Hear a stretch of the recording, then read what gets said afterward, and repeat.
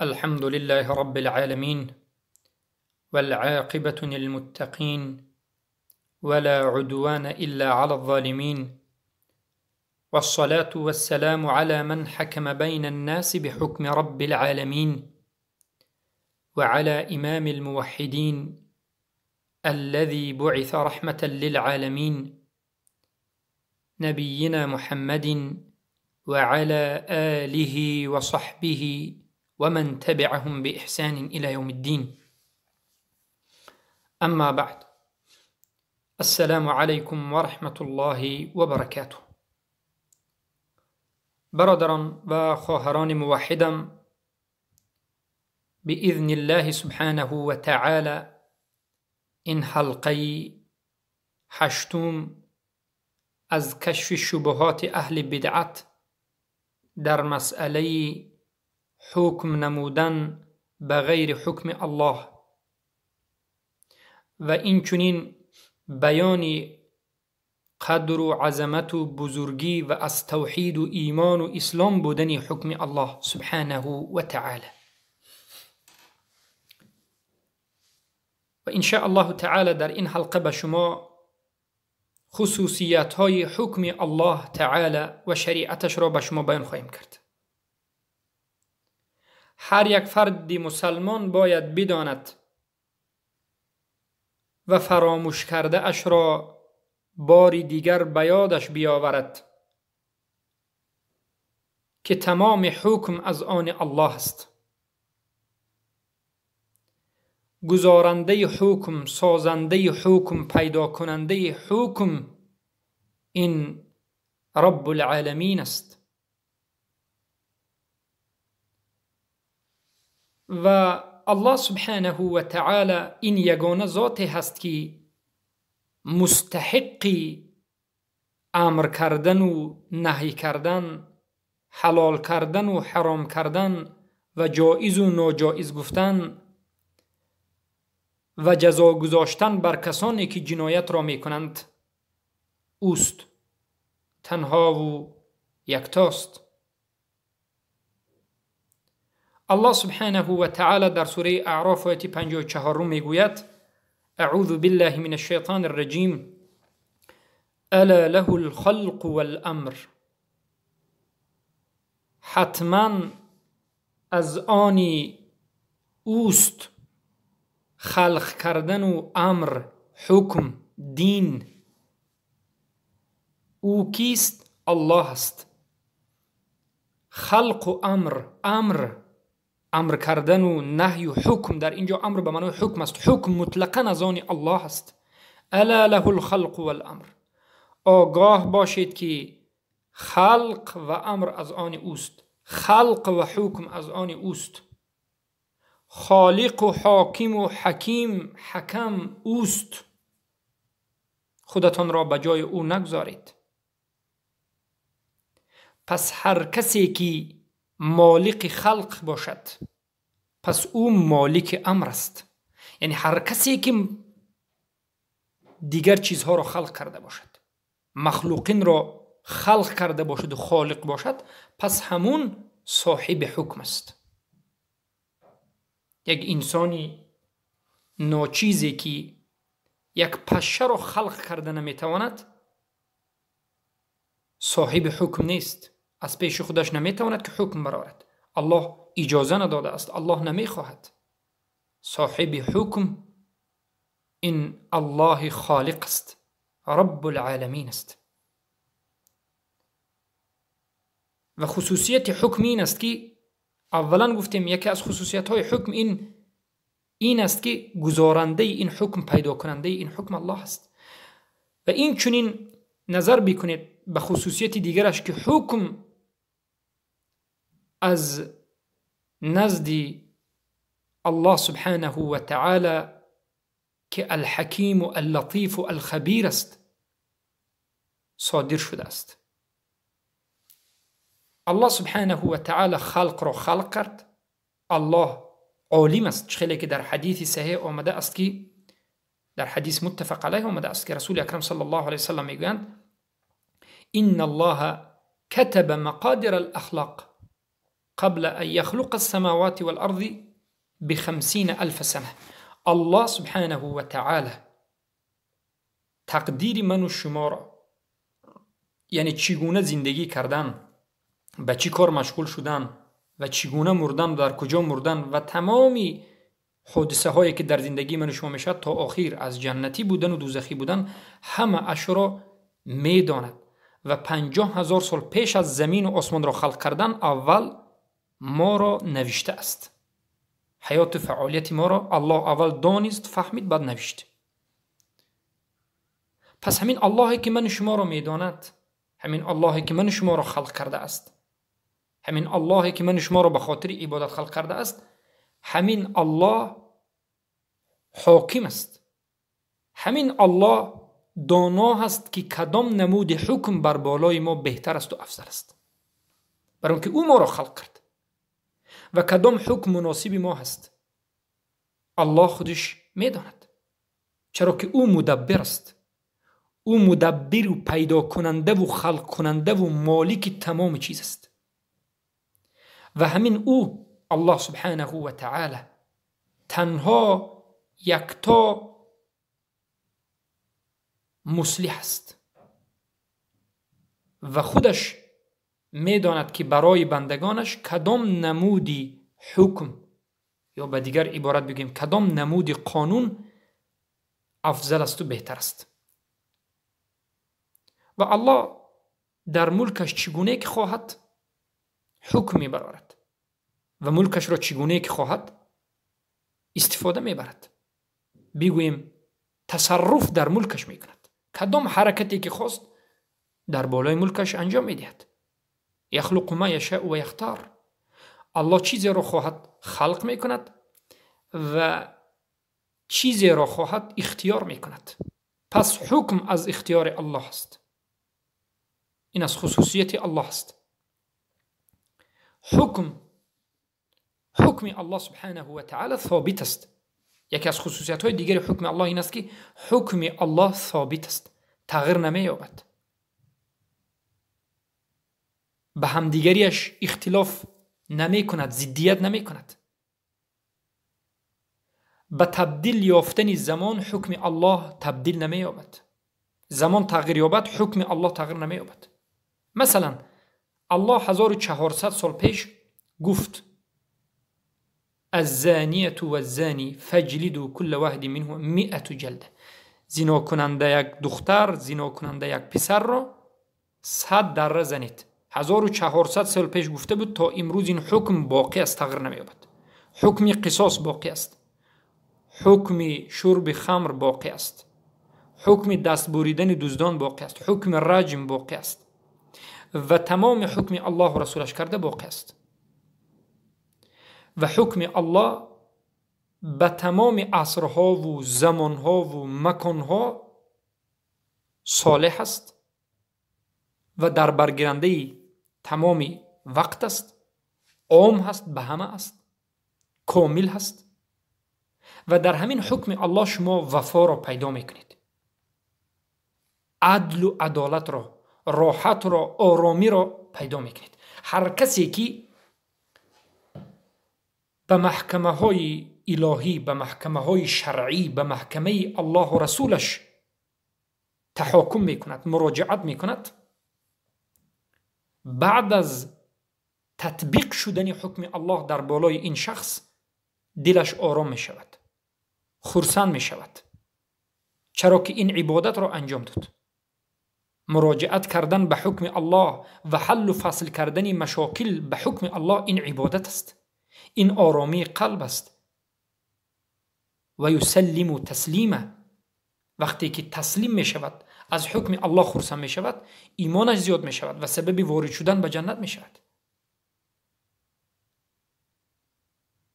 و چرا نه؟ در حالتی که این حکم صاحبش الله است، آنی که لطیف است و مهربان است و خبیر است از حالت انسان ها عز و جل، آنی که میداند که برای بندگانش کدام حکم افضل است و بهتر است و فایده بندگانش در کجا است. برای همین حکم الله خوشبخت کننده است. و این از خصوصیت های حکم الله است. در غیر حکم الله، در غیر نظام ساخته الله، در غیر قانون های الله، در غیر دین و شریعت الله، در دیگر شریعت، دین، حکم، نظام، این چنین عدل، این چنین عدالت و راحت و آرامی وجود ندارد. سبحان الله. پس این شریعت اسلام، حکم اسلام، این اصلاح جامعه است، در حقیقت نجات است. عدل و عدالت در همین جا است. وقتی که ما عدل و عدالت میگوییم، امروز باز میبینیم که کسانی که مخالف شریعت الله و رسول هستند کلمه عدالت را بسیار استفاده میبرند.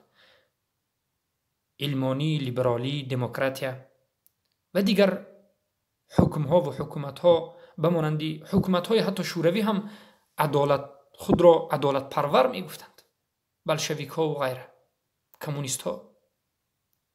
اما نه، عدالت تنها در حکم الله است.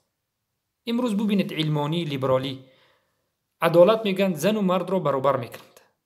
زنی نازک، زنی لطیف، زنی که باید زیبا باشد و در خدمت شوهر باشد و خودش را زیبا بکند و در گرد و اطراف فرزندش باشد، زنی که باید از جانب مردان حمایت بشود، باید زیباییش را به شوهرش پنهان بکند، می براید در بین مردم به مانند مرد کار میکند، از پگاه روزی تا بیگاه، تنها هست، غریب است. مرد و زن بینشون فرقی نمانده است. زنی که عادتا نازک است و از فطرت الله ساخته که زن نازک است و ضعیف است، شب و روز حرکت میکند، خودش را به درون مردها میزند و میداند، هر یک زن میداند، مسلمان یا کافر، که زن ضعیف است و زن کاری که مرد کرده میتواند زن نمیتواند. و امروز این قانون‌های بشری همین را به وجود آورده است. یعنی زن را خوار و زار کردن، زن را بی‌شرف و بی‌عزت کردن، که از روز تا بیگاه کار بکن، یک حمایت کننده ندارد، یک حفاظت کننده ندارد، یک زندگی حلال ندارد، زندگیش پر از درد و رنج است، حمایت کننده که نیست، پر از درد و رنج است. اما از نظر حکم الله و رسول، مرد وقتی که یک زن را نکاح کرد وظیفه دار است، برای مرد واجب است که زنش را خوراند، پوشاند، نگاه و بین بکند. زن بگوید که من کار نمی کنم، تمام است. اما در نزد قانونی بشریت در کجا است؟ وجود ندارد. الله زن را خلق کرد و می داند که برای زن چی خوب است. برای همین الله برای مردان فرض کرد که شما حاکمان زنها، نگهدارنده زنها، حمایت کننده زنها، نگاه بین کننده زنها، و به شما واجب است که زنها را بخورانید، بینوشانید، و به شما یعنی واجب است که زن را با مسکن مهیا سازید، نگاه بینش بکنید، کمکش بکنید، دستگیریش بکنید، و از جانب دیگر زن هم به شما کمک میکند. انا این است عدل. برابر کردن زن و مرد عدل نیست. زن را به درجه حیوانیت رسانیدن، به درجه فاحشه رسانیدن، این عدل نیست. اعوذ بالله، این ظلم است. این حقوقهای قانونهای بشر برآورده است. پس ان همین است قانونهای دموکراتی علمانی، ان همین است منهجهای حزبی، خواه نهضتی اسلامی یا دیگر حزبایی که امروز دعوای دموکراتی و علمانی میکنند، در ترکیه و در مصر و در فلسطین و در مالزی و در بنگلادش و در غیره، یا که حزبایی که امروز جوانهای تاجیک ساختند به مانند گروه 24 و غیره، که همش حزب کفری هست، که عاقبت امرش ببینید فقط در یک مسئله زن ببینید چی کرده است. حیوان را برابر انسان تو کردند. یعنی برابری همه به همدیگر برابر است. یک ظالمی، بدبختی، دزدی، نجس، یک مشرک لعین برابر یک انسان صالحی، موحدی، پاک و پاک دامن و صادق. یک فاحشه زناکار لعین ملعون برابر یک پاک دامنی صادق و حفظ کننده، امانت دارنده. یک لواطی مردبازی حرامی که حکمش قتل است برابر یک مرد مؤمن و موحد. یک فاحشه که شب و روز در زیر فاحشه ها هست برابر یک زن مؤمنه و صالحه و پاک دامن سبحان الله حفظ کننده ناموس و حفظ کننده دین و حفظ کننده حیا و شرم شوهر مؤمنش است. البته اینها برابر نیستند. این برابری را انمین حکومت های کفری می دهد. این برابری را انمین حزب ها می خواهد. این برابری را همین ها عدل می گویند. اما از نظر مؤمنین و موحدین و از نظر قرآن و سنت هیچگاه یک فاجر و یک مؤمن برابر نیست. افنجعل المؤمنین کالمجرمین. الله میگه آیا ما مؤمن ها را به مانند مجرمین یا که کالمفسدین به مانند مفسدین قرار میدیم؟ افنجعل المؤمنین کالمفسدین. هیچگاه برابر نمیشن. ما لکم کیف تحکمون. پس این خصوصیت های الله بود. شما نظر بکنید به حکم های دین، به حکم الله و رسولش که چگونه الله سبحانه و تعالی در این حکم هایش ضروریات خمس را حفظ می کند و نگه می دارد. ضروریات خمس یعنی 5 چیزهایی که از همه چیزی ضرورترین برای مردم هستند که هیچ نفر از این چیز استغنا کرده نمی تواند، یعنی خودش رو جدا کرده نمی تواند. اولین چیزی که ضرور است حفظ دین، حفظ عقل، دومینش، سومینش حفظ نسل، چهارمینش حفظ مال. بارک الله فیکم. پس یگانه حکم و یگانه نظام و یگانه شریعتی که تمام مقدسات انسانی را، تمام ضروریات و حاجیات و تحسینیات انسان را حفظ می کند و نگه می دارد، این شریعت اسلام و حکم الله سبحانه و تعالی. نظر بکنید به جانب دین.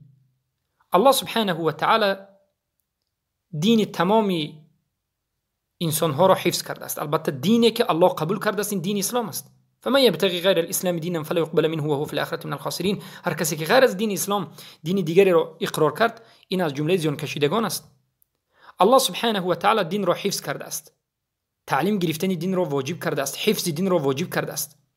نهی کرده است، باز داشته است از موالات کردن کفار و اینچنین نهی باز داشته است از واقع شدن به شکنندگان اسلام و امر کرده است به قتل کردن کسانی که مرتد شده هستند، از دین برآمدند. هر کسی که از دین میبرد کشته می شود. چخیلی که ابوبکر صدیق رضی الله عنه در زمانشون بعضی از صحابگانی که در زمان پیامبر صلی الله علیه و سلم مؤمن بودند اما بعد از برآمدن مسیلمه کذاب همراه مسیلمه کذاب شدند. یکی از اونها ابن عنیف همچون مرتد کشته شد. یا که کسانی که زکات را رد کردند. این حکم الله است. از جانب نفس نظر بکنید. حفظ نفس، الله سبحانه و تعالی چنان حکمی را ترتیب داده است و چنان دولتداری و چنان نظامی را ترتیب داده است که سبحان الله نفس هر یک انسان حفظ می شود، خواه مرد، خواه زن، خواه کودک، خواه جوان، خواه پیر، همه اش حفظ می شود، همه اش نگاه بینی می شود. در شریعت اسلام قصاص وجود دارد. القصاص، دیات وجود دارد. یعنی هر کسی که یک کسی دیگر را کشت خودش کشته می شود. هیچ کس حق ندارد که کسی را بکشد، هیچ کس حق ندارد که به کسی ظلم بکند، مال کسی را بگیرد، خون کسی را بریزاند. اگر یک دندان یک کسی را شکستی، اولا باید دندان تو شکسته شود. اگر اون دندان شکسته که تو دندانش را شکستی خواهد به جای دندانش تو را شکستن پول میگیرد یا که میبخشد. قصاص وجود دارد. اما در این نظام های کفری چیزی خواهی میکنی فقط پول داشته باشی تمام، قدرت داشته باشی تمام، آدم داشته باشی تمام. گفتی تاجیک های گمراه گشته تقا داشته باشی تمام. کسی را چیزی بخواهی بکن، بر کسی خواهی ظلم بکن، فقط مرحمت بر به دوسه این طاقت ها مبلغ بده، باز تو حق هستی. یک مظلوم بیچاره سبحان الله نفسش حفظ نشده است. در تمام دولت هایی که حکمش حکم بشری هست، طائفه زیادی هستند که همیشه مظلومند، یا حقشون ربوده شده است، یا در کوچه ها خواب میکنند و همه چیزشون را از دست دادند، یا که کسی اونها را ظلم کرده است و زده است. در حکم شریعت اسلام این چیزی وجود ندارد، چرا که شریعت اسلام حفظ نفس را میکند. همه به هم دیگر احترام قائل میشوند. هیچ کس یک دست بالا کردن حق به کسی دیگر ندارد. اما افسوس که ما امروز در یک زمان زندگی میکنیم که این چنین حاکمیت در بالای سر من شما نیست. امروز ما خواب کردیم و امروز این مبتدعین مشرکین بت پرستانی، این حزبی ها و این انسان هایی که خودشون را مسلمان میگویند و باز یریدون ان یتحکموا الی الطاغوت میکنند، میخواهند که به طاغوت حکم بکنند و طاغوت رئیسشان باشد و ایمان به جیب تو طاغوت میآورند. این خوبسا امروز با پیش راه مهر میگیرند. سبحان الله. شما نظر بکنید از جانبی گفتیم دین، الله چگونه دین را میسر کرده است. حتی اگر دولت مسلمانی باشد، خریستیان بگویم، اهل یهود، اهل نصارا میتواند که در درون دولت اسلامی زندگی بکند، جزیه بدهد، آرام آزاد، البته به شرط 10 عشرة العمریه، شروط العشر العمریه زندگی میکند. هیچ کسی حق ندارد که در درون دولت اسلام اگر یک یهودی و خریستیانی که سبحان الله جزیه داده زندگی میکند به اون دست درازی بکند، به اون ظلم بکند، اون را قتل بکند، این حرام است. به حدیث های زیادی آمده است.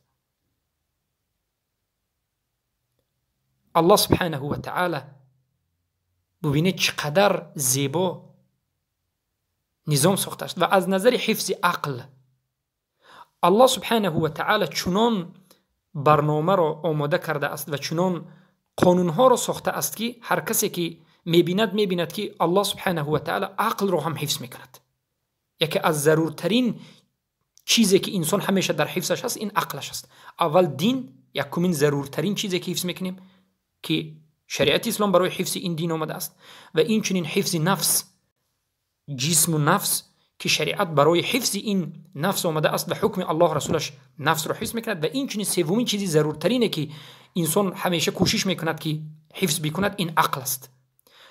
الله سبحانه و تعالی برای حفظ عقل حتی خمر را حرام کرده است. نوشیدن خمر، سیگار کشیدن، نوز کشیدن، استفاده بردن نارکوتیک، نشه و دیگر چیزها، همه اش را حرام کرده است و به اینها حد گذاشته است. هر کسی که میکشد مینوشد زده می شود. 40 دره و بعضی از دیگران 80 دره. سبحان الله. چرا الله این حکم را گذاشت؟ به خاطر اینکه عقل مردم را حفظ بکند.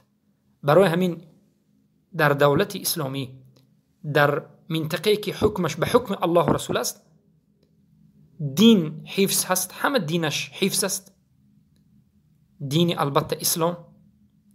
و این چنین نفس هر یک انسان حفظ است و عزیز است.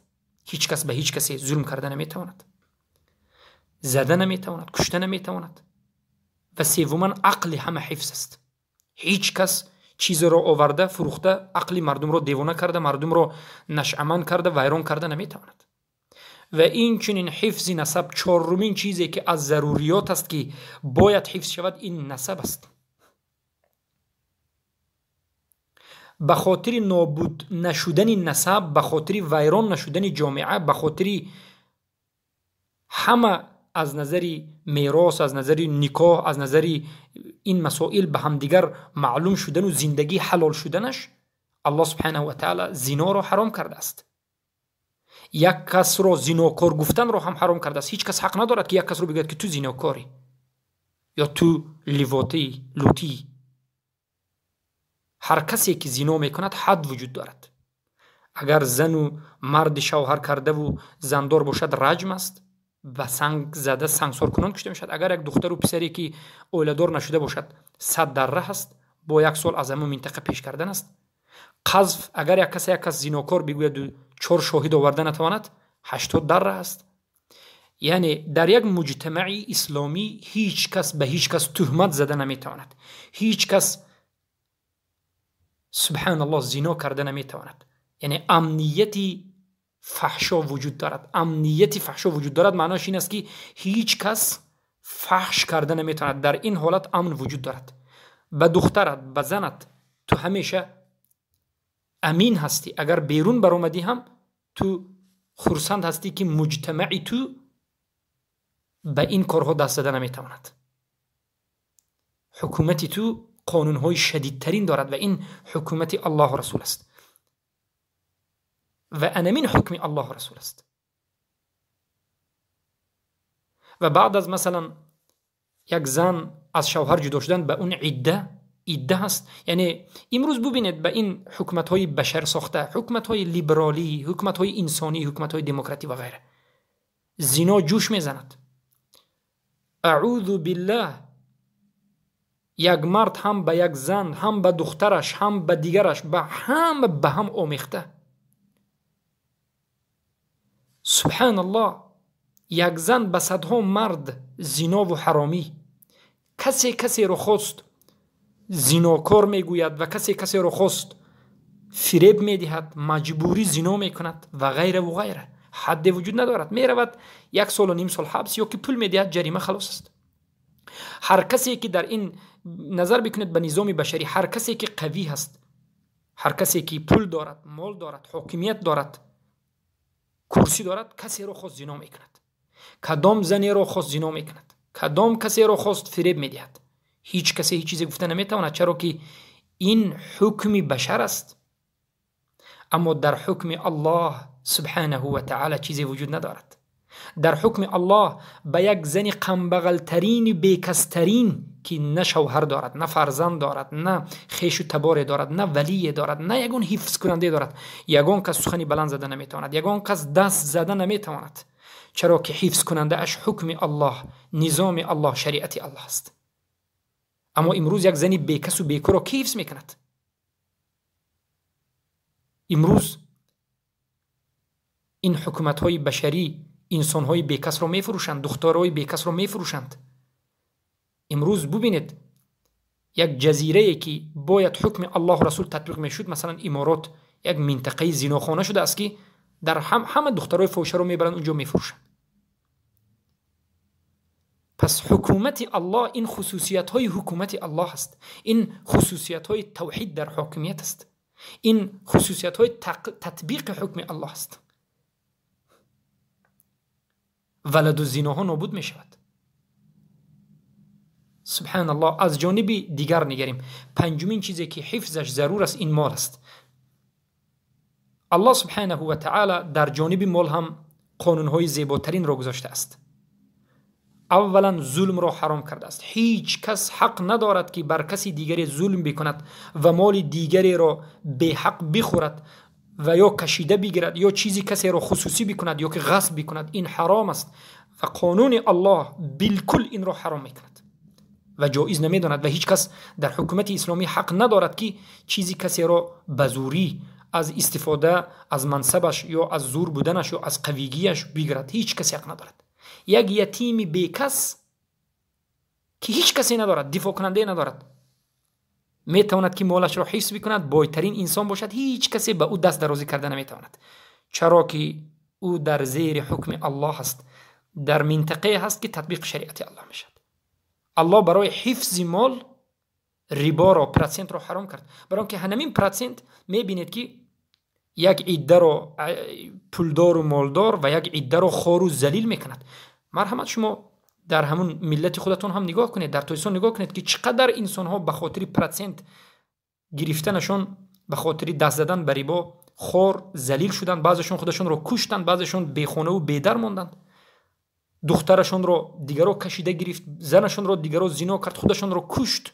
به خاطر ریبا است. الله ریبا را حرام کرد به خاطر اینکه شما را حفظ بکند، به خاطر مال شما حرام نابود نشود. به جای این قرض را به وجود آورد. گفت مسلمان به مسلمان باید قرض بدهد، ریبا ندهد. الله دزدی را حرام کرد و هر کسی که دزدی میکند دستش را حکم برآورد که بریده شود، تا که دیگر مردم بترسند و به این کار زشتی که مال دیگران را دزدیدن است ندزدند. امروز چقدر دزدا هستند که میلیون ها مبلغ ها را میدزدند، یک سال در درون ترمه خواب میکنند، باز میبرایند، یک سال حبس باز میبرند با دزدی. انسان را میدزدند.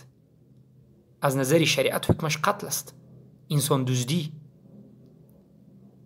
چیزهای دیگر دست بریدن است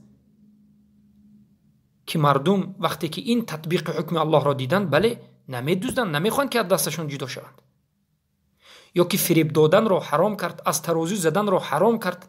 در تجارت هر کسی که کسی را فریب میدهد، ترازو را سبک میدهد، فریب میدهد، به او وعید آمد. و خوردن مالهای یتیم را حرام کرد. و در حالتهای عقد و پیمان و تجارت نوشتن را، چخیلی که در سوره بقره آمده است، آیت درسترین، همچون شریعت فرض کرد. و این چنین زکات را فرض کرد که انسان‌های بای غم قنبغل ها را بخورند. قنبغل ها هم انسانند. در حکم الله و رسول وقتی که یک دولت به حکم الله و رسول حکم شد، یگان قنبغلی که به چیز مانده باشد و گدا باشد و در کوچه ها خوب بکند وجود ندارد. یگان کس خودش را از گرسنگی در طول تاریخ اسلام نکشته است. برای آنکه دولت از انسان‌های بای زکات را جمع میکند و قنبغل‌ها را خودش به کفالتش می‌نگرد.